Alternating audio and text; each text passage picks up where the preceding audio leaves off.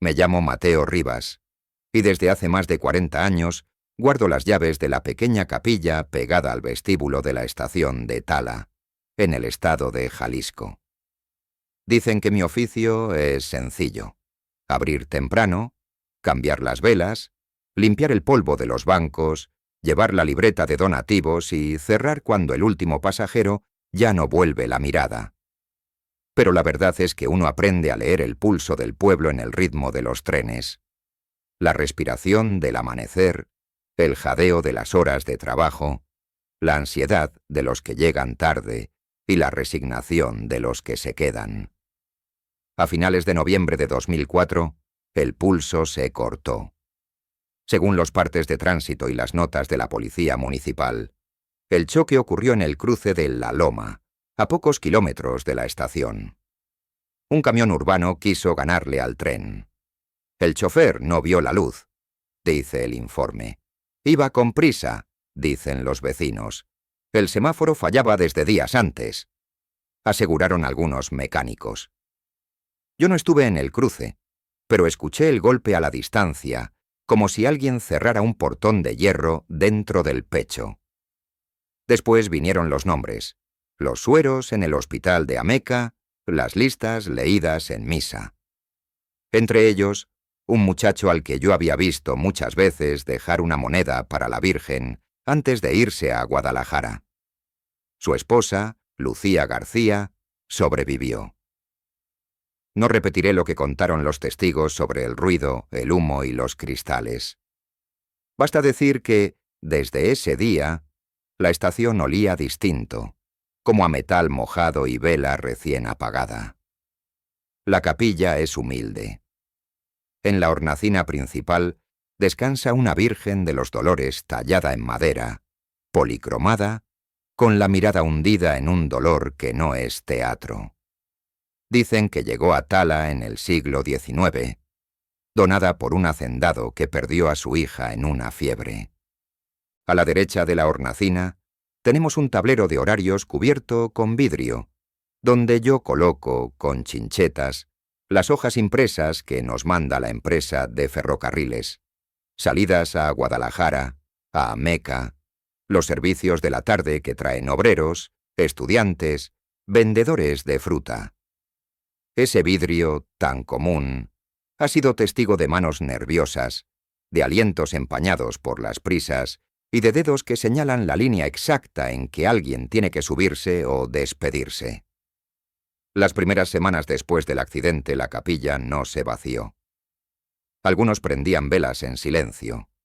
Otros anotaban intenciones en papelitos doblados que yo recogía con cuidado para que el viento no los arrojara al suelo. El padre Ignacio, párroco del barrio, dijo palabras firmes y cortas en el primer responso y volvió al día siguiente a confesar en un banco de madera, sin reclamo, sin espectáculo. Acompañemos con prudencia, dejó escrito en el libro de visitas. Los periódicos trajeron su fotógrafo. Yo aparezco al fondo de una foto, con la escoba en alto, y sé que esa imagen no cuenta nada de lo que había en los ojos de Lucía cuando tocó el marco de la hornacina con 2 dedos, como si pidiera permiso a alguien. Fue a la segunda semana cuando vi la primera gota. No fue un milagro proclamado ni algo que se pueda programar para la foto. Era temprano y hacía fresco. Abrí las ventanas laterales para que el olor a parafina no se estancara. La madera de la Virgen había amanecido limpia. Yo mismo la había repasado la tarde anterior con un trapo seco. Y de pronto, en la comisura del ojo derecho, apareció una perla transparente. No corría, no temblaba, simplemente estaba. Alcancé a pensar en la humedad. Noviembre suele traer ese aliento que se pega en las paredes. Tomé un pañuelo para secar y al acercarlo, la gota, como si hubiera recibido un delicado impulso, descendió por la mejilla pintada con un trazo tan delgado que parecía de tinta.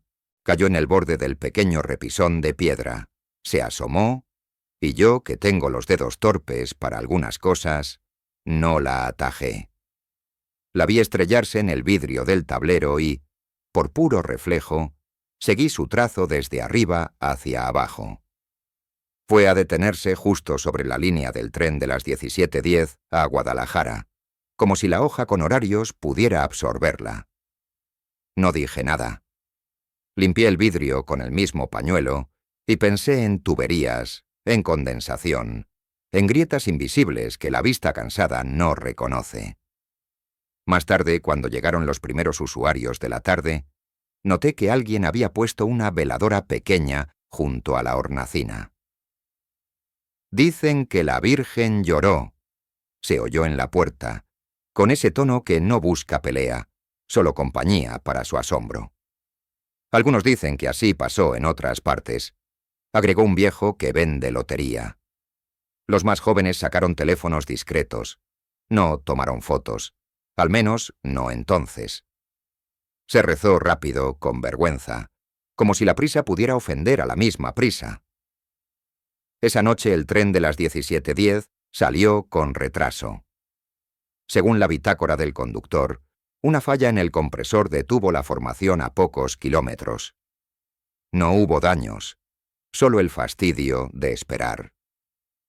«Coincidencia», dijo la jefa de estación, Laura Medina, en voz lo bastante alta como para que le quedara claro a quien quisiera escuchar. Laura es una mujer recta, de esas que cuidan la línea de tiza y el reloj de pared. Tiene la paciencia de quien contesta por teléfono a la prensa y la dureza de quien firma oficios que no se leen. Le creo cuando dice que prefiere la seguridad a cualquier rumor, pero sé que en su oficio los rumores también llevan gente al andén. Al día siguiente apareció otra gota, y al siguiente, 2. No siempre en la misma hora, no siempre con el mismo trayecto. Algunos testigos aseguran que vieron una lágrima bajando justo cuando una madre, con niño en brazos, dejó una flor de plástico en el escalón. Otros juran que el vidrio del tablero se oscurecía en un punto como si el agua supiera leer. Yo, que he aprendido a desconfiar de mis ganas de entenderlo todo, empecé a notar un detalle sencillo. Las gotas, cuando caían, elegían una línea. El tren de las 06:45 a Ameca, por ejemplo, al día siguiente tuvo que detenerse por un cierre inesperado en el cruce de San Isidro. No fue accidente, solo el bloqueo torpe de una camioneta atravesada. Otro día, la gota se quedó justo en el renglón del servicio de las 20:05. Horas más tarde, un reporte de maleza en la vía obligó a cambiar la ruta de regreso. Nadie salió herido en ninguno de esos eventos, pero la conversación se volvió un hilo que la gente jalaba desde extremos opuestos. «Es un aviso», decían unos. «Son asociaciones que arma la cabeza», respondían otros. El padre Ignacio jamás pronunció la palabra milagro.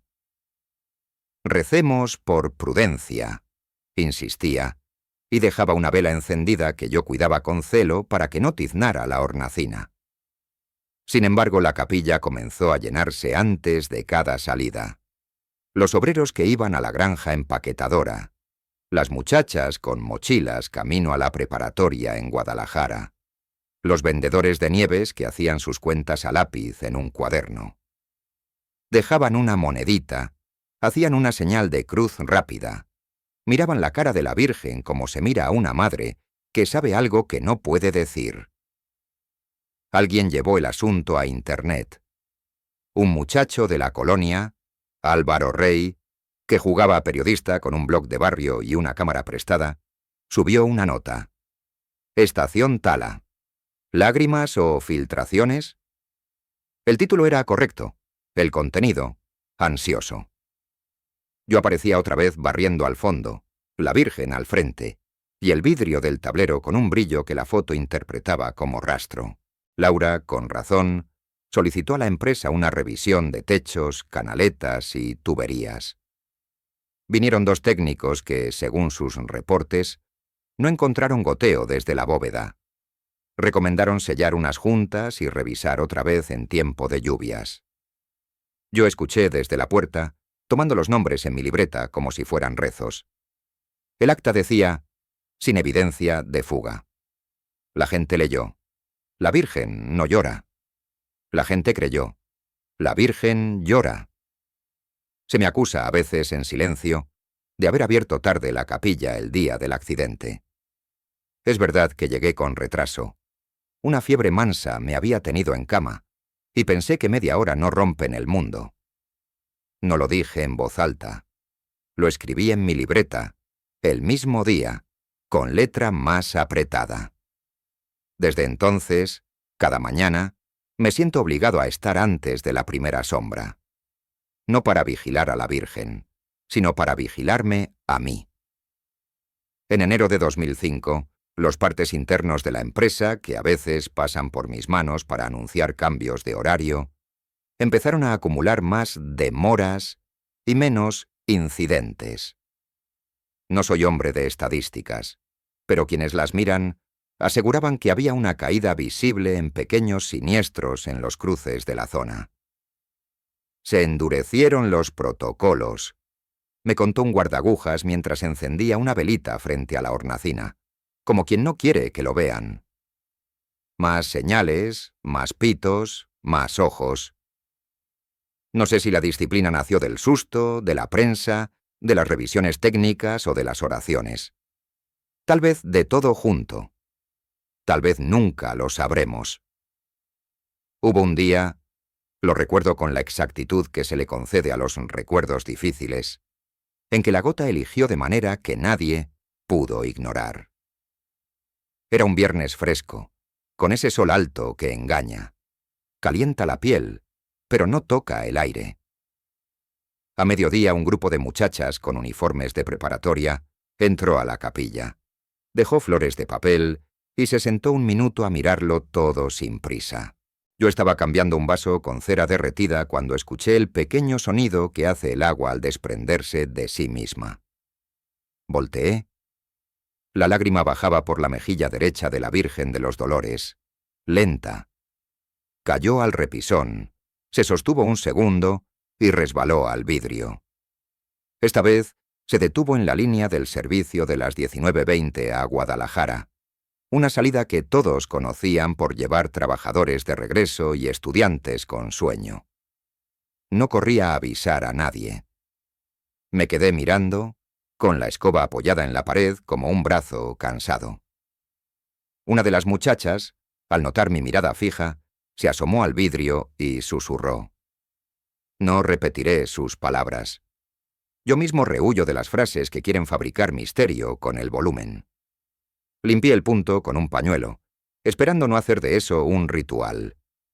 Por la tarde la estación estaba llena. Viernes siempre aprieta los andenes. Se rezó más, se habló menos. A las 18:50, Laura caminaba de un lado a otro con su radio. A las 19:05, la voz del altavoz anunció una salida con vigilancia reforzada. A las 19:32, un aviso de la central cambió el tono del pasillo. Incidente en el cruce de El Refugio. Un tráiler había intentado pasar con la barrera a medio bajar. Sin lesionados, pero con la vía ocupada por minutos que se hicieron largos. El 19:20 cambia de ruta, regresa por San Isidro, informó el altavoz. Y entonces, sin orden ni consigna, la mitad de los que esperaban se acercó a la capilla. No hubo aplausos ni llanto. Solo velas añadidas a otras velas, y un murmullo que se parecía mucho a la idea de calma. Yo anoté la hora en mi libreta, como siempre. A veces creo que esa libreta es el único testigo que no exagera ni corta. En sus páginas se ve que no todas las gotas coincidieron con problemas, que no todos los problemas tuvieron gota, y que muchas salidas se fueron y volvieron como Dios manda. Algunos dicen que la Virgen avisaba de un peligro. Otros que la gente, al rezar, estaba más atenta y presionó para que la empresa y las autoridades aplicaran medidas. Según archivos parroquiales, la letra del padre Ignacio es sobria, casi seca. En esos meses aumentaron las confesiones antes del tren. Según las hojas de ruta, Se agregaron revisiones extra en ciertos horarios. ¿Quién decide qué pesa más? No me atrevo a contar lo de aquella madrugada en que la hornacina amaneció tan seca como un hueso, y sin embargo, la gente dijo haber visto brillar el vidrio. Eso le corresponde a la segunda parte de este relato, porque no entendería uno la quietud sin haber escuchado primero el ruido. Por ahora basta fijar este cuadro. Una estación de provincia donde la pena se volvió hábito. Una capilla pequeña donde se reza sin aspavientos. Una imagen antigua que, algún día, dejó caer agua por su mejilla. Y un tablero de horarios que, sin quererlo, se convirtió en espejo de nuestras ganas de explicarlo todo. De la noche del 19-20 se habló semanas. Se salvó un tiempo, decía la gente sin decir milagro. Laura aceptó, a su manera, que la comunidad necesitaba ese minuto de pie frente a la hornacina antes de cada salida. No puso obstáculos, pero pidió que la fila no invadiera el andén. Álvaro Rey escribió otra nota con más preguntas que respuestas. Se lo aplaudieron en la parroquia y se lo discutieron en la empresa. Y yo, que sigo abriendo a oscuras y cerrando con la primera brisa, me descubrí contando las velas del día como quien cuenta vagones. Una manera torpe pero honesta de saber si algo va mejorando. No sé si alguien puede decir con certeza qué empezó realmente a cambiar las cosas. Si una gota que parecía elegir renglones, si el miedo compartido, si el reglamento endurecido, si la paciencia de un cura que no se dejó arrastrar por la necesidad de nombrar lo innombrable. Sé, en cambio, que desde entonces la estación de Tala respira distinto. Y también sé, porque yo mismo lo vi, que hubo noches en que la lógica se sentó a mi lado y, aún así, nos quedamos sin palabras. Con el paso de las semanas, la capilla pegada al vestíbulo dejó de ser un alto pudoroso y se volvió una costumbre sin aspavientos. Entrar, posar la mano en la madera tibia del banco, mirar a la Virgen de los Dolores y repasar con los ojos el tablero de horarios como quien pasa un rosario. Según los archivos parroquiales, la letra de Padre Ignacio se mantiene sobria, sin adjetivos. Aumentaron los exvotos pequeños. Listones con iniciales, estampitas con fechas, papelitos con promesas de volver si todo sale bien. Según las hojas de servicio, el personal de la estación reacomodó su rutina para tolerar la fila breve que se formaba antes de cada salida. Nadie dictó una norma. Fue la manera que hallamos de sostener la respiración. El rumor, sin embargo, llevaba su propio calendario. Álvaro Rey, muchacho aplicado con un blog de barrio, publicó una segunda nota. Tala, cuando el vidrio elige una línea. No mentía, exageraba de manera metódica. La foto congelaba el brillo de una gota sobre el vidrio, y el encabezado sugería que los pasajeros, al ver el rastro, rezaban más. La empresa pidió prudencia a su personal. Evitar alusiones religiosas en el vestíbulo. No interferir con prácticas devocionales que no afecten la operación. Laura Medina imprimió el memorándum y lo pegó en un corcho con alfileres azules. Su mirada dijo más que el papel. No quería convertirse en guardiana de supersticiones. Tampoco quería pelearse con un pueblo en duelo. Llegaron técnicos con cascos blancos y maletines. Inspección de rutina. Dejaron asentado en el acta. Subieron a la bóveda de la capilla, revisaron canaletas, sellaron juntas, soplaron polvo con aire comprimido. Un plomero municipal, de apellido Galván, midió la humedad en la pared trasera con un aparato que yo no sabría nombrar. Sin filtración, anotó. Propuso aplicar un sellador acrílico a la moldura de la hornacina por protocolo. No protesté. Ni el padre Ignacio. El sellador secó transparente, como si no hubiera pasado nada. Esa noche, por primera vez, Se instaló una cámara de vigilancia apuntando al tablero y a la hornacina desde la esquina del vestíbulo. No era idea del párroco ni mía. Fue decisión de la empresa, para evaluar aglomeraciones y posibles riesgos. En papel sonaba razonable. En el banco de atrás dejó su libreta un guardia nocturno, de nombre Echeverría, que apretaba el bolígrafo como si con eso pudiera espantar lo que no entendía. Mi oficio, de pronto, se parecía a vigilar una pecera. Las primeras noches, nada. Lloviznó 2 veces. La capilla olía a pared mojada, a cera derretida y a suéter húmedo. La madera de la Virgen de los Dolores permaneció seca como hueso. El vidrio del tablero no mostró brillo alguno. Natural, dijeron los técnicos.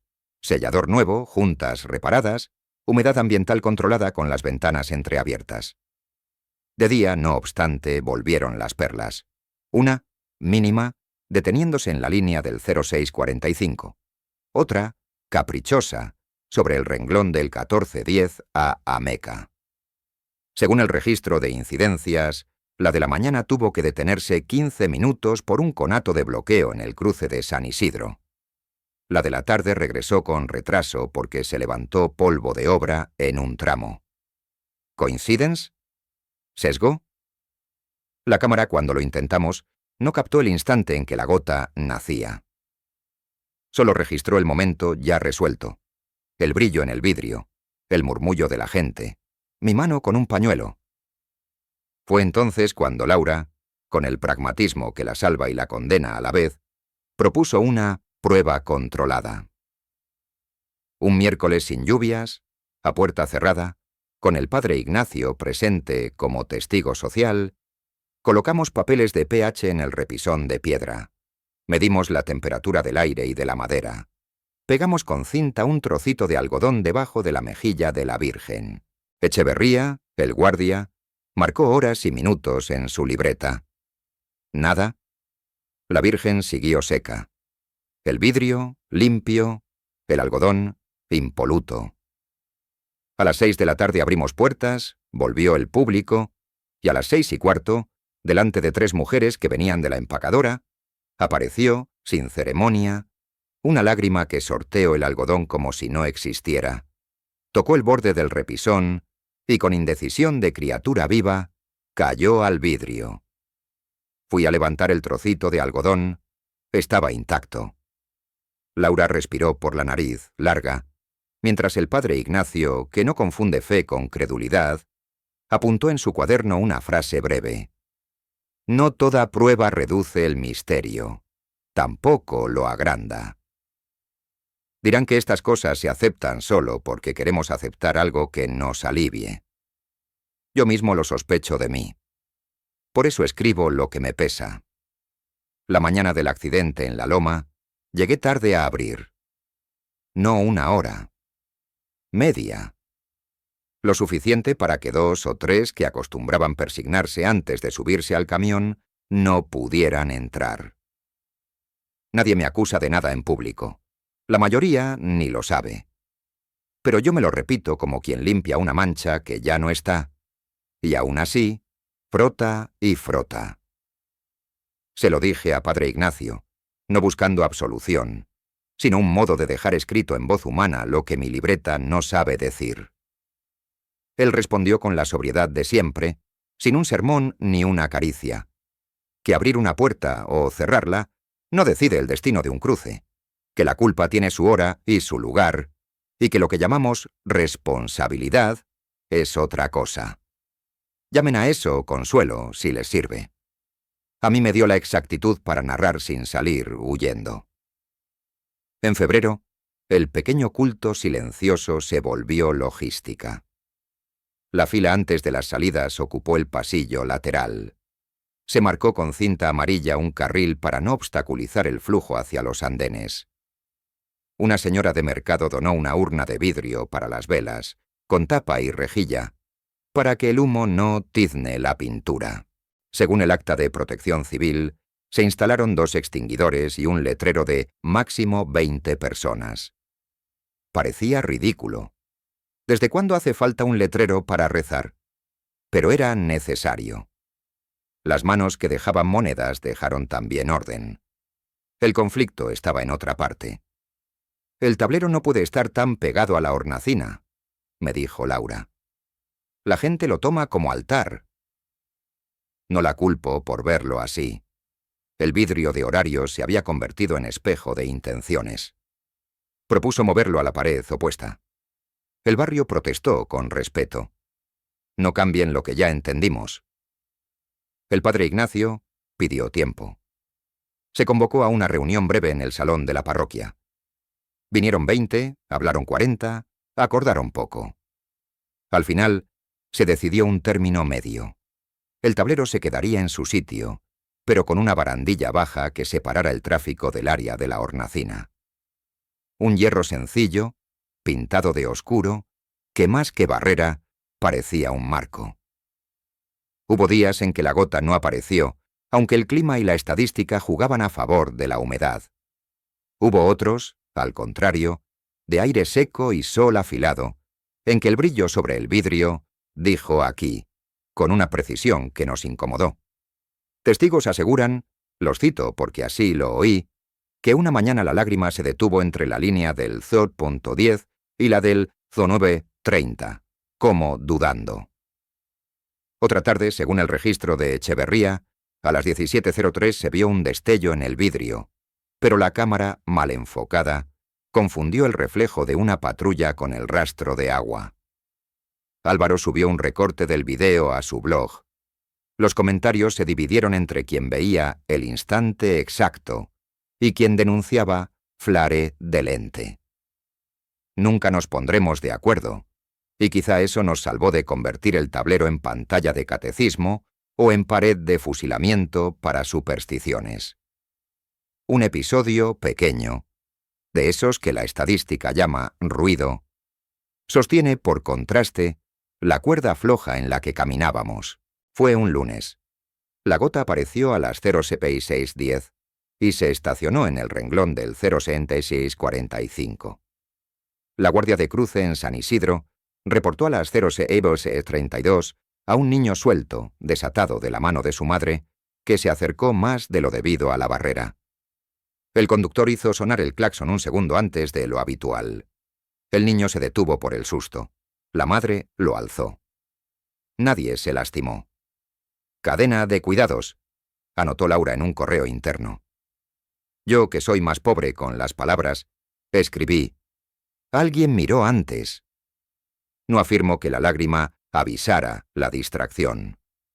Afirmo que la gente estaba más atenta y que, quizá por esa atención, las manos hicieron lo que debían sin reclamar aplauso. La noche que decidimos quedarnos todos, técnicos, guardia, Laura, padre Ignacio y yo, la capilla parecía un teatro preparado para una función que no celebramos. El foco del vestíbulo zumbaba, las velas exhalaban un hilo mínimo de humo, y la cámara, con luz infrarroja, no hacía más que delatar lo que no podíamos ver con los ojos. Una superficie, un brillo, una sombra. «Si pasa, pasará aquí», dijo Laura sin mirar a nadie. No pasó. A las 3:17, el reflector de una patrulla rebotó en el vidrio, y la mitad de los presentes, por puro cansancio, creyó ver algo. El padre Ignacio se frotó las sienes. Laura se cubrió los ojos un segundo. Echeverría escribió la hora y 2 palabras. Reflejo externo. A las 5 recogimos sillas. A las 5:10, cuando ya solo quedábamos el guardia y yo, el aire pareció cambiar de piel. Una perla minúscula apareció en la comisura del ojo derecho de la Virgen y tardó un siglo hecho minutos en bajar al repisón. No cayó al vidrio. Se quedó en el borde, indecisa, hasta que se convirtió en casi nada. Echeverría la vio. Yo la vi. La cámara, igual de cansada que nosotros, registró el momento ya resuelto. Un círculo opaco en el repisón que no decía origen ni destino. ¿Qué demostró aquello? Nada concluyente. ¿Qué nos enseñó? Que el misterio hace su oficio mejor cuando nadie lo asedia. Mientras tanto, afuera de nuestras vigilias, cambiaban cosas que sí pueden medirse. Protección Civil endureció protocolos en los cruces, turnos dobles en horas pico, pintura nueva en barreras, multas más altas. La Policía Municipal pidió a los choferes de transporte público firmar una carta de compromiso de no rebase en precierre. Según las actas, diría cualquiera. El rumor prefirió otra contabilidad. Menos accidentes desde que la Virgen se hizo presente. No me corresponde corregirlo. Sí puedo decir que, en las libretas, ese descenso se ve.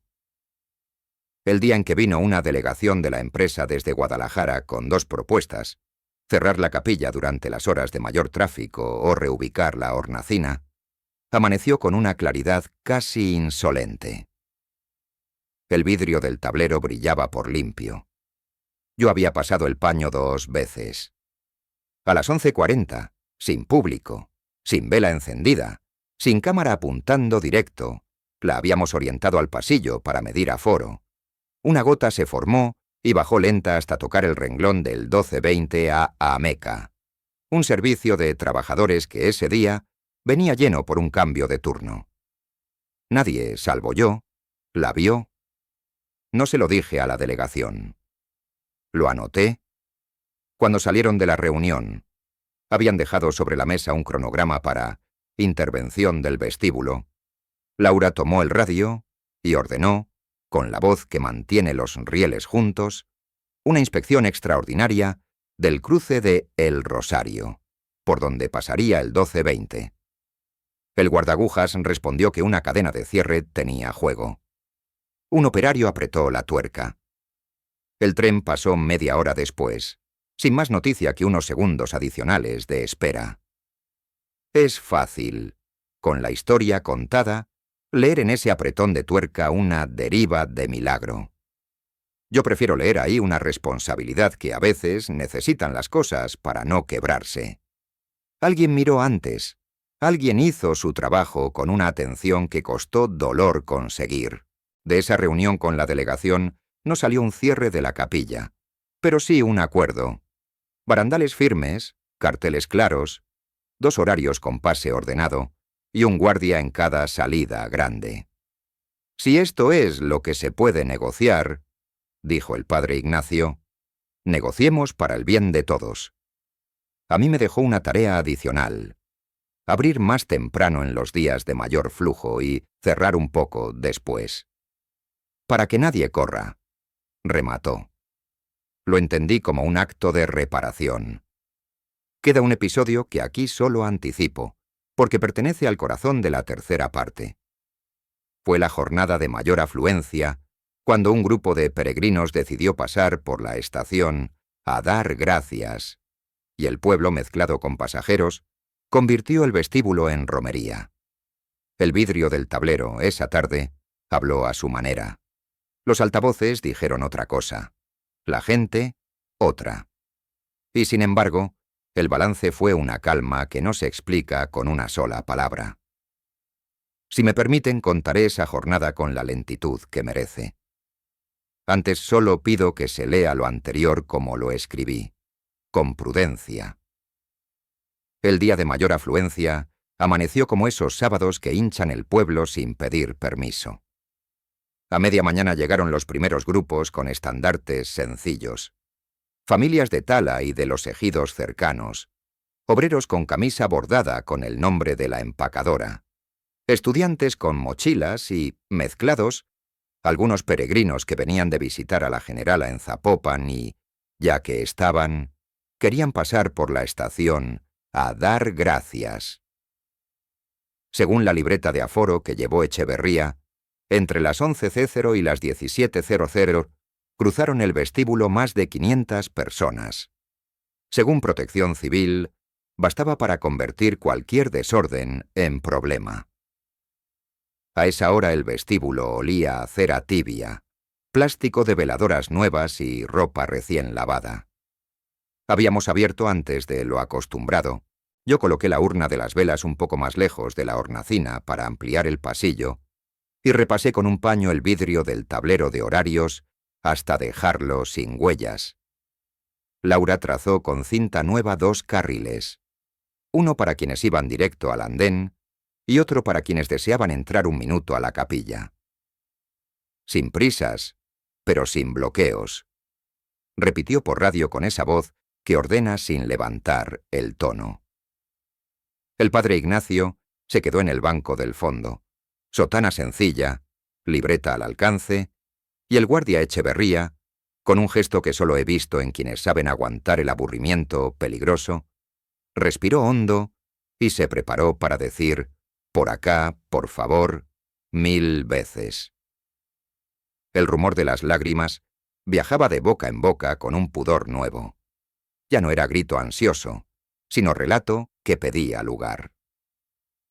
«Algunos dicen que avisa», soltó una mujer al pasar.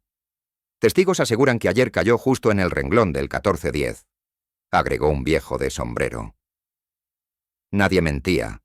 Todos acomodaban la experiencia para tenerla cerca. Álvaro Rey, con una cámara prestada y un micrófono que parecía de juguete, preguntó a 2 o 3 qué sentían al rezar antes de subir. No hubo grandes frases. Hubo manos que tocaban la madera y ojos que se detenían un segundo extra frente a la Virgen de los Dolores, como si necesitaran recordar algo que todavía no sabían. La primera señal, si puede llamarse señal a una gota de agua, apareció poco después del mediodía. Fue discreta, apenas una perla en la comisura del ojo derecho, que descendió con paciencia hasta el repisón y sin caer al vidrio, quedó suspendida, temblor mínimo, como si mirara a todos sin escoger a nadie. A la misma hora, el altavoz anunció en voz neutra la salida del 1220 a Ameca. Nada pasó entonces. Nada que una estadística pueda amar. El tren partió y regresó con retraso breve por un cierre parcial en El Rosario, según la central. Yo anoté las horas como quien cose una tela por la orilla. Por la tarde el vestíbulo se apretó. Los vendedores de fruta pasaron con canastas bajas. Una señora se desmayó por calor y azúcar, y la fila de la capilla se dobló como un acordeón. Laura pidió por radio abrir el portón lateral para que nadie se quedara atrapado entre barandales. «Por aquí, con calma», repitió Echeverría. El padre Ignacio, sin moverse de su banco, levantó la mano y dijo nada. Fue suficiente para que 2 muchachos leyeran en su gesto la necesidad de hacerse a un lado. A esa hora Lucía García, la mujer que sobrevivió a la loma, entró con paso leve, dejó una flor de papel y tocó con 2 dedos el marco de la hornacina. La reconocí y por un segundo, la estación entera, se me volvió un solo rostro. A las 16:38 ocurrió lo que, para algunos, después fue un relato y, para otros, un dato más. La gota, nueva, bajó por la mejilla de la Virgen, cruzó el repisón y tocó el vidrio del tablero. Se detuvo con precisión incómoda sobre la línea del servicio de las 17:50 a Guadalajara, una de las salidas más cargadas del sábado. No hubo exclamaciones. Lo supimos porque el brillo hizo una pequeña elipse que el ojo reconoce aun cuando no quiere. Echeverría miró su reloj. Yo, el mío. Limpio después, pensé, para que el rito del pañuelo no se volviera ceremonia. El anuncio interno de la central llegó 8 minutos más tarde. Reporte de tránsito en el cruce de El Arenal. Un camión de carga detenido por falla mecánica a pocos metros de la barrera. Presencia de patrulla solicitada, evaluación en curso, posible afectación menor. Laura, con la urgencia seca que se necesita para decidir, habló por radio con el conductor asignado al 1750 y con el guardaagujas. Seguimos protocolo reforzado. No se mueve nada sin confirmación de cruce limpio. Prealerta de cambio de ruta por San Isidro si es necesario. El padre Ignacio no dijo palabra. La fila, sin saber por qué, empezó a rezar en voz más baja. No era miedo. O no solo. Era ese silencio que crece cuando 2 decisiones se miran de frente. Según el parte de tránsito, a las 17:11, el camión consiguió arrancar. A las 17:16 volvió a apagarse. A las 17:24, la patrulla pidió grúa. A las 17:31, la grúa llegó. A las 17:38, retiró la unidad más allá de la línea de seguridad. A las 17:42, el cruce se consideró operable con vigilancia. No lo supimos en tiempo real con ese detalle. Solo fuimos percibiendo que el hilo de voces en el radio de Laura cambiaba de tensión. A las 17:44, ella decidió lo que, en otras condiciones, quizá habría sido polémico: retrasar la salida del 17:50 y preparar el desvío por San Isidro. No habló de lágrimas, habló de minutos, de barreras y de margen. El altavoz anunció: el servicio de las 17:50 a Guadalajara opera con salida demorada y ruta supervisada. Favor de mantenerse atentos a las indicaciones. Hubo un movimiento en el vestíbulo, una oleada pequeña que bien pudo volverse empujón. La barandilla, por primera vez, sirvió para lo que fue puesta. El padre Ignacio se levantó y, con la palma abierta, contuvo a 3 que querían asomarse al andén. Echeverría, sin tocar a nadie, hizo espacio para una mujer que cargaba un niño dormido. Álvaro bajó su cámara y, quizá por pudor, quizá por miedo a estorbar, guardó silencio. Yo respiré como se respira cuando una puerta se niega a abrir y, de pronto, cede. El 17:50 partió a las 18:09, con ruta vigilada. Según el registro de incidencias, se evitó pasar por El Arenal y se tomó el desvío. El tiempo extra se absorbió en un tramo despejado. Nadie resultó herido. Nadie salió en la nota roja. Testigos aseguran que, al escuchar el nuevo anuncio, la gota del vidrio pareció deshacerse más rápido. No sabría decirlo. Sí recuerdo que, al limpiar el punto con el pañuelo, mis dedos temblaron menos que en otras tardes. Después de ese sábado, los acuerdos se escribieron sin prisa, pero con tinta que no se borra. La empresa instaló señalización nueva en los cruces de la zona, sumó 2 turnos de vigilancia en horas pico y envió a Tala un equipo para recalibrar barreras y luces. Protección Civil fijó un protocolo para aforo en la capilla y en el vestíbulo, con conteo visible. La parroquia organizó horarios de oración antes de las salidas grandes, para que la fila no se comiera el paso. Álvaro, en su blog, escribió una crónica menos ansiosa que las anteriores. Aprendió a poner según el parte de antes de un verbo. Laura, y esto lo digo con respeto, aprendió a endurecer y a ceder al mismo tiempo. Yo aprendí a abrir más temprano los lunes de tráfico pesado y a cerrar más tarde los viernes. Les parecerá poco. A mí me cambió la espalda y la conciencia. ¿Y las lágrimas? Hubo menos. O eso recuerdo. No desaparecieron. Una tarde de abril, una perla se formó y cayó justo sobre un horario que no tuvo luego noticia alguna. Ni retraso, ni incidente, ni ruta cambiada. Otra mañana el vidrio mostró un brillo extraño, y al acercarme, no hallé rastro de agua, solo el reflejo oblicuo de una unidad estacionada afuera. Algunos dicen que la Virgen decidió dar tregua. Otros dicen que, al bajar la curva de incidentes, la mente dejó de buscar coincidencias. Según los archivos parroquiales, en mayo las acciones de gracias por viaje superaron las peticiones por seguridad. Según hojas de servicio, los reportes de conatos disminuyeron respecto de enero. Dejo estas líneas vecinas para que cada quien escoja su espejo. Una tarde, Lucía García volvió sin flores. Se sentó en el banco de en medio, esperó a que el vestíbulo se vaciara un poco y se acercó a la hornacina. No habló conmigo. No hacía falta. Al salir me tocó el antebrazo con 2 dedos, el mismo gesto con que yo a veces agradezco al guardaagujas que cierra a tiempo. «Gracias por abrir temprano», murmuró. No era una absolución. Era un modo de poner la culpa en un lugar donde no hiere, sino vigila. Escribo esa frase porque, a veces, el relato necesita un punto que no se discuta. No haré inventario de prodigios ni de desmentidos. Haré uno de hábitos nuevos. La gente mira antes de cruzar. Los conductores esperan un segundo extra. La estación tolera una fila breve de silencio. La capilla recibe menos flores artificiales y más promesas mínimas que se cumplen sin foto. El tablero de horarios se lee con un respeto que no es miedo.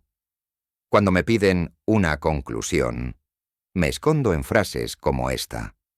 La memoria, si se cuida, se vuelve método. Y un método, si nace del dolor, puede salvar de repetirlo. Queda, como les prometí, un episodio que no sé clasificar. Ocurrió al alba de un lunes, con el vestíbulo vacío y la cámara orientada al pasillo. Abrí, barrí y me detuve a revisar el vidrio del tablero. Seco. La madera de la Virgen, seca. Me senté un minuto porque los huesos piden tregua. Entonces, de algún modo que no sé acomodar en mi maletín de explicaciones, el vidrio pareció oscurecerse en un punto, no por agua, sino como si una sombra de agua lo visitara. Duró lo que tarda un recuerdo en decidirse a volver. Echeverría, que entraba con su libreta, juró no ver nada. Yo juré verlo. Revisamos la cámara. Registró un cambio de luminancia en la esquina. Ese lenguaje de máquinas que sirve para los informes y mata cualquier poesía. Lo anoté igual, porque lo no concluyente también merece fecha. Horas más tarde, ese día, el 0810 salió y volvió sin novedad. A veces el misterio solo recuerda que no somos sus dueños. Con el paso de los meses, muchos dejaron de hablar del caso. Así ocurre con todo lo que no insiste en exhibirse. La capilla quedó como siempre. Pequeña, limpia, con su Virgen de los Dolores contemplando sin apremio. El tablero de horarios volvió a ser un objeto útil al que le debo respeto y un paño semanal. Laura siguió contando minutos con la disciplina de un reloj de estación. El padre Ignacio, que jamás pronunció milagro, dejó escrito en su cuaderno una frase que, sin decirlo, abraza. La prudencia es también un modo de fe. Álvaro aprendió a titular sin prometer tormenta. Y yo, que sigo cargando llaves y libretas, me hice viejo en paz con una media hora que no se borra, pero tampoco me hunde. Si hoy alguien me pregunta si la Virgen lloró, respondo con la honestidad que mis manos me permiten. Algunos dicen que sí. Testigos aseguran haber visto gotas elegir renglones. Según archivos, bajaron incidentes cuando subieron oraciones y protocolos. Yo digo esto. Aquí, en Tala, aprendimos a mirar juntos. Si el cielo quiso darnos un empujón, no soy quien para certificarlo. Si fuimos nosotros, movidos por el miedo y el cuidado, me basta. En mi libreta, ese archivo doméstico de lo importante, hay fechas y horas que ningún obispo ni ingeniero necesitarán. A mí me sirven para recordar que un vidrio sin jerarquía, un barandal discreto, una voz en altavoz y una vela encendida con vergüenza pueden juntos volver menos peligrosa una tarde. Cuando cierro la capilla y apago la última vela, pasa a veces el último tren. El vestíbulo ya no huele a cera, sino a metal que se enfría. La Virgen de los Dolores vuelve a su quietud. Yo paso el paño por el tablero de horarios, sin buscar brillo ni borrarlo, y me quedo un momento con la mano apoyada en el vidrio. Siento el frío. Oigo a lo lejos el claxon que avisa a un cruce. Y me repito en voz baja, para no olvidar por qué seguimos abriendo temprano, que si algo cambió en este pueblo, fue la manera de prestar atención. Lo demás, si lo hubo, queda en la zona donde las palabras no llegan y, sin embargo, nos sostienen.